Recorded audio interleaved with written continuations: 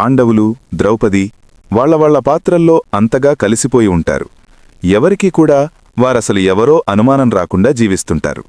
అదే సమయంలో పాండవుల అజ్ఞాతవాసం ముగిసే క్షణం కోసం దుర్యోధనుడు కళ్ళెర్రగా ఎదురుచూస్తూ ఉంటాడు. ఈ సమయంలో ఒక్కసారి పాండవులు దొరికితే చాలు, మళ్లీ వాళ్లను 13 సంవత్సరాల వనవాసానికి పంపించేయచ్చు. అప్పుడు పూర్తి చక్రవర్తి నేనే అని తన మనసులో పథకాలు వేస్తాడు.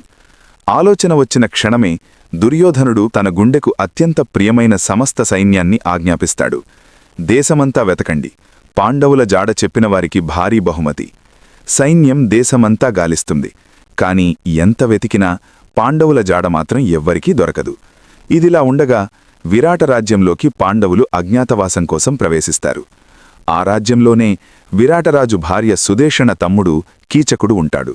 పేరు మాత్రం సేనాధిపతి, కాని అధికార మత్తులో మునిగిపోయిన అత్యంత మూర్ఖుడు.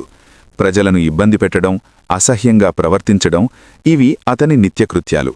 అలాంటి కీచకుడు ఉన్న అదే విరాట రాజ్యంలోనే పాండవుల అజ్ఞాతవాసం కొనసాగుతుంది. రోజులు గడుస్తున్న కొద్దీ దుర్యోధనుడు తన సైన్యంపై ఒత్తిడి ఇంకా పెంచుతాడు. ఏ రాజ్యం కూడా మిగలకూడదు అని ఆదేశిస్తాడు. అలా వెతుకులాట సాగుతుండగానే దుర్యోధనుని గూఢాచారులలో కొంతమంది విరాట రాజ్యంలోకి ప్రవేశిస్తారు. ఆ తర్వాత ఏం జరగబోతోంది? పాండవులను గుర్తుపట్టగలరా లేదా అనేది తర్వాత భాగంలో చూద్దాం.